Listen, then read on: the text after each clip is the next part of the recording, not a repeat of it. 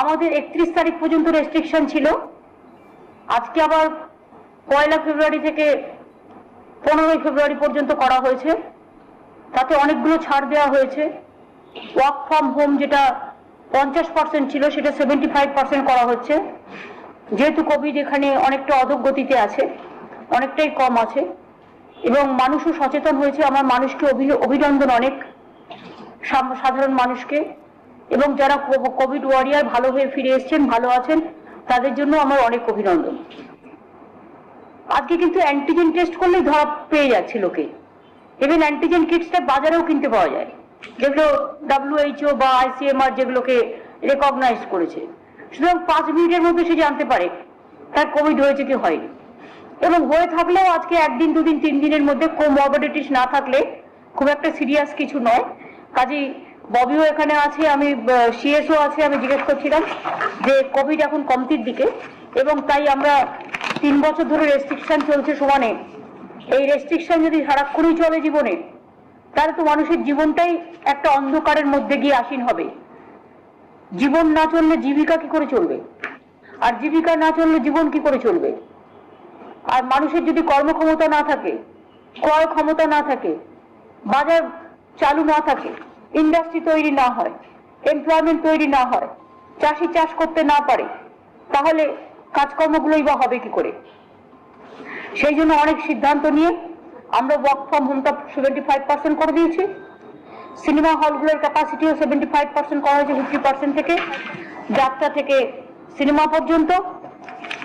রাত্রির যে রেস্ট্রিকশনটা ছিল আপ টু 10 o'clock, সেই রেস্ট্রিকশনটা আমরা 11টা পর্যন্ত করেছি, 11টা থেকে ভোর 5টা। আমরা স্কুল যেটা বলছি, এখানে এডুকেশন মিনিস্টার এবং এডুকেশন সেক্রেটারি আছে। এক হচ্ছে 8, 9, 10, 11, 12 ইউনিভার্সিটি কলেজেস, এগুলো 3 তারিখ থেকে শুরু হয়ে যাবে। তার কারণ 4 তারিখে আর 5 তারিখে সরস্বতী পুজোর ছুটি দেওয়া আছে। 3 তারিখ স্কুলটা খুললে ছেলেমেয়েরা সরস্বতী পুজোটা করতে পারবে। 4, 5, 6 পরপর 4, 5 2 দিন ছুটি দেওয়া আছে। যেহেতু শনিবার পড়েছে সরস্বতী পুজো, কাজে তারা শুক্র, শনি, রবি টিচাররাও টাইম পেয়ে যাবে, স্টুডেন্টরাও টাইম পেয়ে যাবে। আর বাচ্চারা যারা মানে এটা হচ্ছে ক্লাস 7 পর্যন্ত, 5 to 7, এক্ষুনি ছোটদের প্রাইমারিটাকে আমরা ধরছি না। 5 to 7 যারা আছে তাদের পাড়ায় পাড়ায় পাঠশালা হবে, শিক্ষালয়। পাড়ায় পাড়ায় শিক্ষালয় করে ছোট ছোট জায়গা বেছে নিয়ে শিক্ষকরা, শিক্ষিকারা তাদের শিক্ষা দেবেন। আর 8, 9, 10, 11, 12 কলেজ, পলিটেকনিক, ITI, ইউনিভার্সিটিজ তাদের 3 তারিখ থেকে চালু হয়ে যাচ্ছে। এবং 3 তারিখে চালু হয়ে যাচ্ছে এই কারণে 4, 5 সরস্বতী পুজোর ছুটি আছে। প্রত্যেকটা শিক্ষায়তনে আমরা জানি যারা সরস্বতী পুজো করেন, সুতরাং আজকে জেনে গেলে তারা হাতে দুটো টাইম পাবেন এবং মা সরস্বতী আরাধনা করতে পারবেন। All government offices shall function with 75% of total strength, even all private also বাড়িয়ে দেওয়া হলো। স্পোর্টস অ্যাক্টিভিটিস এগুলো 75% অফ সিটিং ক্যাপাসিটি যেটা ছিল 75% পর্যন্ত সিটিং ক্যাপাসিটি ইউজ করতে পারবে। কালচারাল প্রোগ্রাম, পলিটিক্যাল প্রোগ্রামও, অর্থাৎ আগে যেটা ছিল 200, সেটা ধরুন নেতাজি ইন্ডোর স্টেডিয়াম, সেটা যদি হয় হাফ অফ দ্য স্টেডিয়াম বা 75% of the stadium they can use. হলগুলো 75% করা হয়েছে। একমাত্র রাস্তার মিছিল মিটিং গুলো একটু রেস্ট্রিকশনে রাখা হয়েছে, কারণ একেবারে সবটা ছেড়ে দিলে প্রবলেম হতে পারে। তো ওটা যেমন 200 এর মধ্যে সীমাবদ্ধ ছিল, ওটা 200 এর মধ্যে সীমাবদ্ধ থাকবে। আপনারা জানেন ইলেকশনও চলছে, ইলেকশনের কমিশনের বিধিনিষেধ মিলেই এগুলো, আমি তো অট করে ডিসিশন নিতে পারি না, কারণ এখন এটা under election commission. Municipality election অনেকগুলো জায়গায়, কর্পোরেশন ইলেকশন চলছে, তাই তাদের যে বিধিনিষেধ সেই বিধিনিষেধ মিলেই তারা কাজ করবে। Meeting, conference and seminars will be allowed with participants and exceeding 75% of seating capacity of the venue. ধরুন নেতাজি ইন্ডোর স্টেডিয়ামে যেমন আমরা একটা উদাহরণ দিলাম, সল্টলেকেও আছে, আমাদের CAB-রও আছে, ওদেরও IPL টাইপিএল গুলো আসছে। সুতরাং এটা একটা ভেন্যুতে 75% ক্যাপাসিটি রেখে করতে হবে।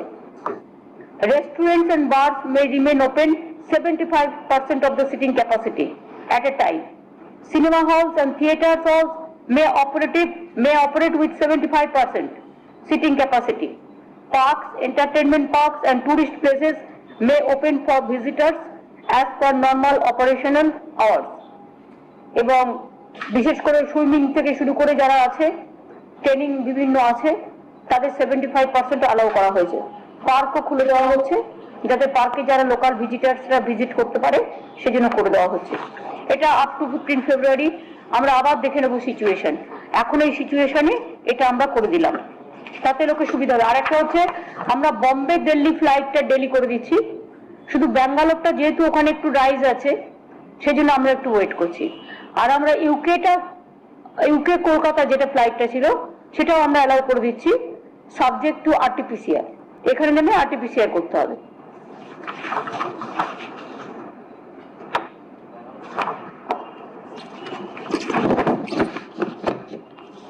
আগামী 16 ফেব্রুয়ারি আমরা আবার ইন্ডাস্ট্রি মিট করছি, বিশেষ করে চেম্বার্স গুলোর সাথে। 14 হবে না, 14 তো বাবা পঞ্চানন বাবার জন্মদিন। তুমি দেখো তো 16 করা হয়েছে, 14 আমরা দেখলাম না ক্যালেন্ডারে। পঞ্চানন বাবার জন্মদিনে ছুটির দিন থাকে, আমি জানি এটা। আমরা ছুটির দিবস হিসেবে ঘোষণা করেছি না, সেই জন্য আমরা 14 থেকে 16 নিয়ে যাচ্ছি। আমরা ওয়েস্ট বেঙ্গল গভর্নমেন্ট, একটা state government announces the launch of the West Bengal Student Internship Scheme 2022. Students Internship Scheme আমরা চালু করছি, এবং এটা যারা বাংলায় বাস করেন এবং completed undergraduate students studies including polytechnic or ITI or equivalent course, at least 60% marks যারা পাবে এবং 40 বছর বয়সের মধ্যে তারা এটা অ্যাপ্লাই করতে পারবে, এলিজিবল হবে। এটা আমরা বছরে 6000 করে ইন্টার্নস নেব, যাদের গভর্নমেন্টের স্কিমগুলোর সাথে আমরা পরিচিত করাবো। তারা গভর্নমেন্টের স্কিমগুলো কি করে ইমপ্লিমেন্ট করা হয় এবং নিজেদেরও আগামী দিন তৈরি করবে, শিখবে সামাজিক সেবা এইসব কাজের মধ্যে দিয়ে। এবং 5000 টাকা করে তাদের রেমুনারেশন দেওয়া হবে। তাদের প্রথমে 1 বছর করে ইন্টার্নশিপ দেওয়া হবে, যারা ভালো কাজ করবে কন্টিনিউ করবে তাদের আবার রিভিউ করা হবে, এবং প্রতি বছর 6000 করে স্টুডেন্ট নেওয়া হবে। এটা অনলাইনে অ্যাপ্লিকেশন আসবে, আর একটা সিলেকশন বোর্ড অ্যাপ্লিকেশন পাওয়ার পরে যেগুলো হয়তো এবারে পেল না পরের জন্য রেখে দেবে, সেটা সিএস এর নেতৃত্বে একটা বোর্ড তৈরি হবে। CS will make prepared A policy decision for that.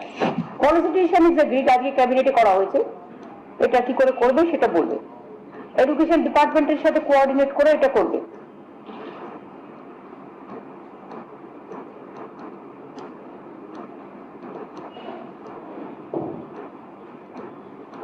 Selected student যারা হবে তারা ডেপুটেড হবে অফিসে, স্টেট গভর্নমেন্টের undertaking A, block office, sub division, district level office, place of engagement on the base of the residential location, যে যে এলাকায় বসবাস করে তার নিয়ারেস্ট। এবং on a successful completion of the internship, the student will provided a certificate with appropriate ranking, grading, which will be beneficial for their future studies and employment in government establishment and other establishment also, even throughout the world. আমরা সেইভাবেই তাদের করে দেবো, তৈরি করব। এটা একটা উন্নততর মানুষ তৈরি করার আমাদের একটা লক্ষ্য বলতে পারেন। আর একটা আমরা করছি, সেটা হচ্ছে জয় হিন্দ বাহিনী। এখন আপাতত আমরা 4টে জোনে ভাগ করছি। জঙ্গল সুন্দরী, জঙ্গল মহল এরিয়া, শিলিগুড়ি নর্থ বেঙ্গলের, আর কলকাতা এবং ব্যারাকপুর। 4টে জোনে ভাগ করে সবাইকে ইনভলভ করবো, সব জেলার ছেলে মেয়েদের। এবং তাদের উন্নততর মানুষ তৈরি করার ট্রেনিং দেওয়া হবে এবং আজাদ হিন্দ ফৌজের যে বাহিনী তৈরি করেছিলেন নেতাজি সুভাষচন্দ্র বোস, সেই গেস্টটাই আমরা ইউজ করব, যাতে নেতাজি সুভাষচন্দ্র বোসের নাম এবং স্লোগান দুটোই আগামী জেনারেশন মনে রাখতে পারে, স্মরণ করতে পারে এবং স্বামী বিবেকানন্দের উন্নততর মানুষ তৈরির চেষ্টা এই জয় হিন্দ বাহিনীর কাজ হবে।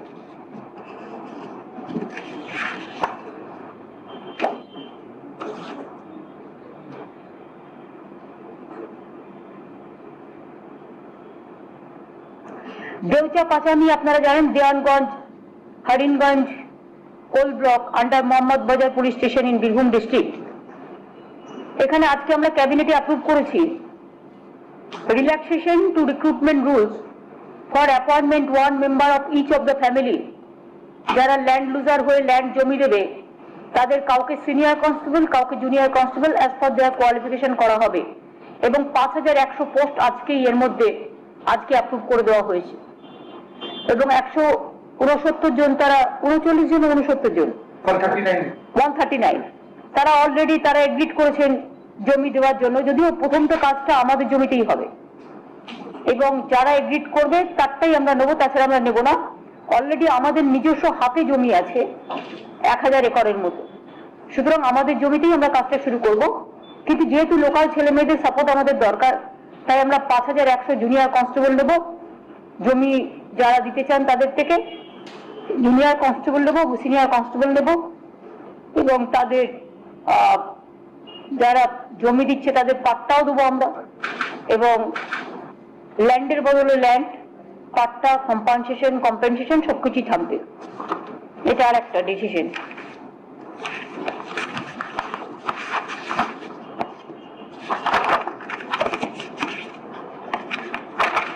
এই কটাই ছিল আজকে, অনেক কাজ হয়েছে।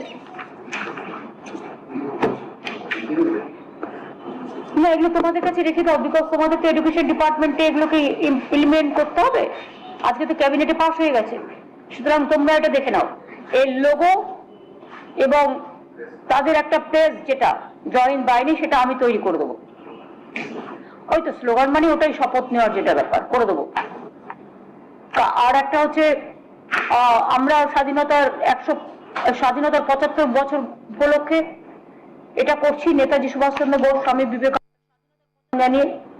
তেমনি একটা ইন্ডিয়ান মিউজিয়াম, আমরা একটা জেলে একটা মিউজিয়াম, আমরা ফ্রিডম মিউজিয়াম তৈরি করছি।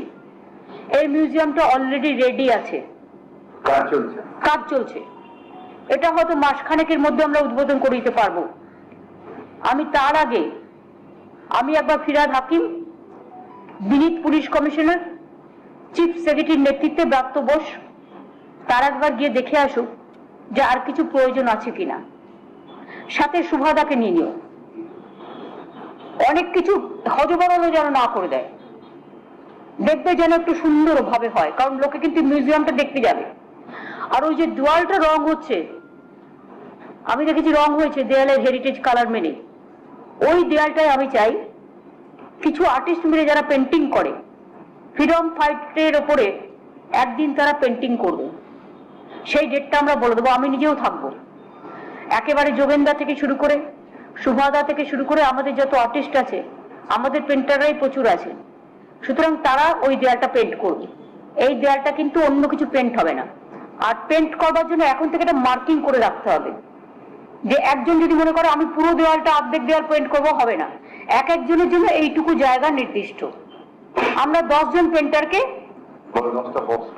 হ্যাঁ এটা মাথায় রেখো, কারণ এটা কিন্তু লোকে দেখতে আসবে এবং এটার কালার তুলি সব তোমাদের ব্যবস্থা করতে হবে। বাট আমি চাই এটা ফ্লোরোসেন্ট কালারে হোক, হ্যাঁ অয়েল পেন্টিং এবং ফ্লোরোসেন্ট কালারে হোক।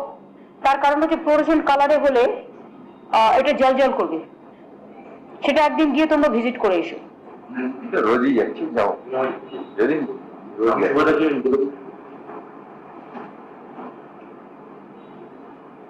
আর কি আছে। এই ছিল আমাদের মোটামুটি গভর্নমেন্টের পক্ষ থেকে। আমি গভর্নমেন্টেরটা হয়ে গেছে, জাস্ট একটা পার্টির কথা বলি, যদিও এরা কেউ পার্টি নয়, তার জন্য গভর্নমেন্ট অফিসাররা, আমার পার্টি ইলেকশন আছে 2 তারিখে 2nd, আপনারা নিশ্চয়ই আসবেন অ্যাজ এ অবজারভার দেখতে এবং পুরোটাই কভার করতে পারবেন। আপনাদের ওপেন ইনভিটেশন রইল। এই পর্যন্ত 3 তারিখে আমাদের আবার 3rd নেতাজি ইন্ডোর স্টেডিয়ামে অ্যাডমিনিস্ট্রেটিভ রিভিউ মিটিং আছে, সেখানে প্রেস অ্যালাউ হবে up to joint secretary level. All the DMSP line department ministers, principal secretaries, all will be present there, including DMSP সবাই। DMSP দের এখন তোকে আমি বলবো ডিজিকেও বলে দেওয়ার জন্য যে তাদের নিচের দায়িত্ব দেবে জেলায় যখন তারা আসবে মিটিংটা, কারণ অনেকদিন ভার্চুয়াল হয়েছে, কিন্তু জেলায় জেলায় গিয়ে আমরা অলরেডি ফিজিক্যালি করতেও শুরু করেছিলাম। আমরা 9টা ডিস্ট্রিক্ট কমপ্লিটও করেছিলাম। কাজে বছরে আমরা 1টা-2টো করে বাজেটের আগে আমরা অ্যাডমিনিস্ট্রেটিভ রিভিউ মিটিং করি, সেই ইয়ারটার কি কি কাজকর্ম বাকি আছে, কি কি, কারণ আমাদের কাজ চলতে চলতে কোভিড শুরু হয়ে গেল। একে তো ইলেকশন গেছে এবছরে, তারপরে কোভিড আমাদের 3 বছর ধরে, মানে আমাদের কোভিড ঠেলতে ঠেলতে বলতে পারেন একটা অমানিসার জগতে একটা দুর্যোগের মধ্যে দিয়ে সবাই কাটাচ্ছেন। সেই অবস্থায় আমরা মনে করি যে যেটুকু বাকি আছে এটাকেও অ্যাহেড করতে হবে। 1 ফেব্রুয়ারি থেকে আমরা পাড়ায় পাড়ায় সমাধান, যেগুলো ছোট ছোট কাজ আপনারা জানেন, কখন একটা স্কুল রুম পাড়ার লোকের যেটা কমপ্লেন থাকে, এগুলো কন্টিনিউয়াস প্রসেস, এটার সাথে ইলেকশন রিলেটেড নয়। 2 হচ্ছে কারো হয়তো একটা এলাকায় একটা টিউবওয়েল করতে হবে, কারো হয়তো গলিটা খারাপ হয়ে গেছে, এই ছোট ছোট কাজগুলো আমরা করি, পাড়ায় পাড়ায় সমাধান। এটা 1 ফেব্রুয়ারি থেকে শুরু হবে। আর দুয়ারে সরকার শুরু হবে 15 ফেব্রুয়ারি থেকে, কোভিড প্রোটোকল মেনেই হবে। ব্যাস, আমার ভাষা শেষ, মানে গভর্নমেন্টের থেকে যেটুকু বলতে হয়। এবার আপনাদের কিছু থাকলে আপনারা জিজ্ঞেস করতে পারেন। আমি মনে করি যে হ্যাঁ যেহেতু রাতের কড়াকড়ির যে টাইমটা 1 ঘন্টা বাড়লো, সেক্ষেত্রে লোকাল ট্রেন টাইমটা বাড়ানোর জন্য কিছু বলবেন? মানে যেহেতু টাইমটা বাড়লো, লোকাল ট্রেনের টাইম কটা পর্যন্ত ছিল? 10টা 10টা অবধি ছিল। আমরা যখন 11টা পর্যন্ত করছি, 11টার মধ্যে তাকে পৌঁছে যেতে হয় বাড়িতে। একটা মাথায় রেখো, 10টা অবধি থাকলো মানে 11টা অবধি থাকলো মানে 11টার পর তুমি গিয়ে পৌঁছবে না, তোমাকে তো বাড়িতে গিয়ে পৌঁছতে হবে, রিচ করতে হবে উইদিন 11 o'clock। 11 o'clock থেকে 5 o'clock টোটাল স্টপ সবকিছু। সুতরাং এটা যেন ভুল মেসেজে না যায়। আর দিদি আরেকটা তো সেন্ট্রাল বাজেট চলে এলো। গত বছর আমরা দেখেছিলাম সরকার এই রাজ্যের জন্য 25,000 কোটি টাকা ঘোষণা করেছিল সড়কের জন্য। সেই টাকা আদৌ কি রিলিজ করেছিল সেন্ট্রাল গভর্নমেন্ট, যেহেতু আবার আগামীকাল বাজেট? না, ওরা ঘোষণাই করে কিন্তু দেওয়ার বেলায় ব্যঞ্জন বন্ধ হয়ে যায়।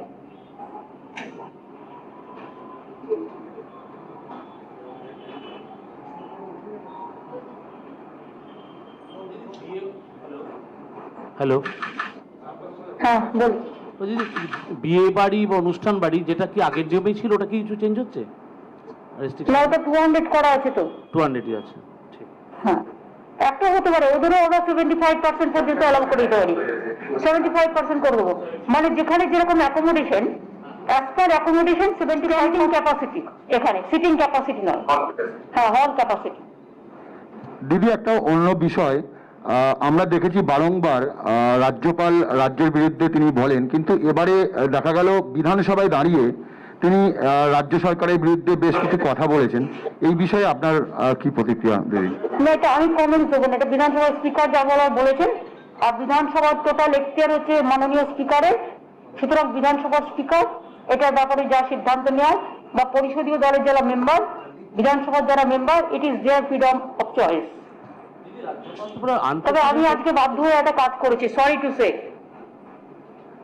এর জন্য আমি আগেই ক্ষমা চেয়ে নিচ্ছি। উনি প্রতিদিন একটা করে টুইট করে অফিসারদের কখনো গালাগালি দিয়ে, কখনো আমাকে গালাগালি দিয়ে, বিভিন্নভাবে অ্যাকিউজ করে, অ্যাবিউজ করে, আনকনস্টিটিউশনাল কথাবার্তা, আনএথিক্যাল কথাবার্তা বলে আমাদের ইনস্ট্রাকশন দিতেন যে ওনার অ্যাডভাইস মতো আমাদের চলতে হবে। অ্যাডভাইস না, শুধু ওনার ইনস্ট্রাকশন মতো। তার মানে আমরা চাকর বাকর আর কি, আমরা বন্ডেড লেবার। আমরা elected government have became bonded labour. একটা কাউন্সিলরের কর্পোরেট ইলেক্টেড না হয়েও, নমিনেটেড একজন হয়েও তিনি হয়ে গেছেন এখন সবার মাথার ওপরে সুপার পাহারা দেয়। আমি বাধ্য হয়েছি আজকে আমার টুইটের অ্যাকাউন্ট থেকে ওনাকে ব্লক করে দিতে, কারণ প্রতিদিন আমার ইরিটেশন হতো ওনার টুইটগুলো দেখে। যে কথাগুলো বলা উচিত নয় এমন এমন কথা বলতেন যা মানুষের পক্ষে মানবিক দিক থেকেও অমানবিক। এর জন্য আমি ক্ষমা চেয়ে নিচ্ছি, আমার কিছু করার নেই। আমি অনেকদিন প্রধানমন্ত্রীকে চিঠি লিখেছি, 4-4বার চিঠি লিখেছি, বারবার বলেছি, but he is not listening. প্রতিদিন অফিসারদের ডেকে পাঠাচ্ছে, যেটা উনি পারেন না, উনি চিফ মিনিস্টারকে বলতে পারেন। ডাইরেক্ট যা ইচ্ছে তাই করে যাচ্ছে, ভয় দেখাচ্ছে সবাইকে, সবাইকে থ্রেট করছে। মানে আদালত থেকে শুরু করে আমি শুনেছি ইনকাম ট্যাক্স, ইডি থেকে শুরু করে সিবিআই, কাস্টমস থেকে শুরু করে কলকাতা সিপি, কলকাতা সিপি থেকে ডিজি, ডিজি থেকে চিফ সেক্রেটারি, চিফ সেক্রেটারি থেকে হোম সেক্রেটারি, হোম সেক্রেটারি থেকে প্রিন্সিপাল সেক্রেটারি, সকলকেই ভয় দেখাচ্ছে, থ্রেট করছে, ডিএমএসপি সবাইকে। কেন, উনি নিজেকে কি ভাবে? শুনুন, বাংলার মানুষ মাথা নত করে চলে না। আমি কেন্দ্রীয় সরকারকে বারবার বলেছি, আমি নিজে গিয়ে কথা বলে এসেছি, এটা বলবেন না যে আমি জানাইনি। আপনাদের মনে আছে জ্যোতিবাবুর সময় ধরমবীরা যখন ছিল, দু একটা ফাইল ক্লিয়ার করেনি বলে জ্যোতিবাবুরা তাকে সরিয়ে দিতে বাধ্য হয়েছিলেন। আমরা কিন্তু গত 1 বছর ধরে, 1.5 বছর ধরে সহ্য করে যাচ্ছি। এখনো আমার হিউম্যান রাইটস কমিশনের চেয়ারম্যান, হাইকোর্টের চিফ জাস্টিসের মতো লোক, এক্স চিফ জাস্টিস, তার ফাইল ক্লিয়ার করেনি। হিউম্যান রাইটস এর মেম্বার আরেকজন জাজ ফাইল ক্লিয়ার করেনি। লোকায়ত কমিটির চেয়ারম্যান, তার ফাইল ক্লিয়ার করেনি। রাইট টু ইনফরমেশনের মেম্বার, তাদের ফাইল ক্লিয়ার করেনি। প্রত্যেকটা ফাইল ফেলে রেখে দিয়েছে। হাওড়া বালি, হাওড়ার মানুষ, বালির মানুষ আজকে পরিষেবা পাচ্ছে না ওনার জন্য, ফাইল ক্লিয়ার করেন। উনি ঠিক করবেন যে কোনটা কার সাথে থাকবে না থাকবে? এটা তো পলিটিক্যাল পার্টির কাজ, এটা তো গভর্নমেন্টের কাজ। Policy decision is not his decision. উনি আসবেন, বিধানসভা উদ্বোধন করবেন, আম্বেদকরের গলায় মালা দেবেন, ছবি তুলবেন, দু একটা কথা বলবেন, স্টেট গভর্নমেন্টের কাছে যে বিলগুলো যাবে ওনার কাছে, একবার গেলে ওনার যদি কিছু ক্লারিফিকেশন চাওয়ার থাকে উনি পাঠাবেন, সেকেন্ডবার গেলে সেগুলো ছেড়ে দেবেন। এই তো নিয়ম। সংবিধান তো ছোট থেকে আমরাও পড়ে আসছি, ক্লাস 8-9 থেকে। প্রত্যেকটা বিল আটকে দিয়ে,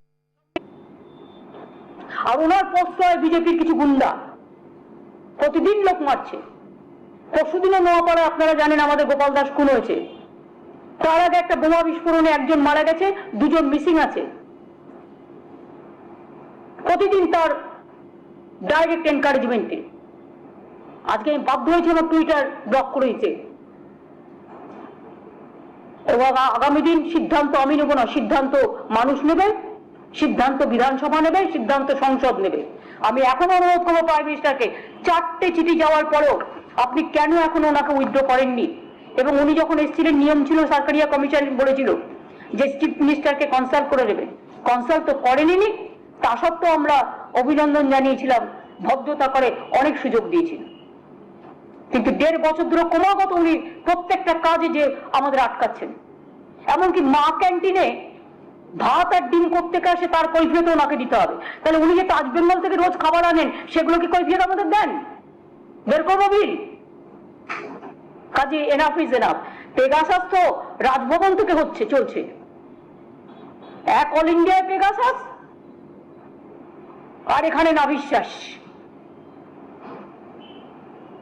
পেগাসাসের নাভিশ্বাস বসে আছে, এখান থেকে কন্ট্রোল করছে সব অফিসারদের, সবার ফোন ট্যাপ করছে, যা ইচ্ছে করে যাচ্ছে। যান না, গিয়ে পুরো রাজভবনটা তোলপাড় করুন, দেখবেন কারা আছে আর কি কি কাগজপত্র আছে, সব পেয়ে যাবেন। আমি কেন করবো? এটা সাংবাদিকদের কাজ। আমি আপনাকে ক্লু দিলাম, আপনার ক্লু খুঁজে বের করা দরকার। ঠিক আছে, থ্যাংক ইউ, জয় হিন্দ।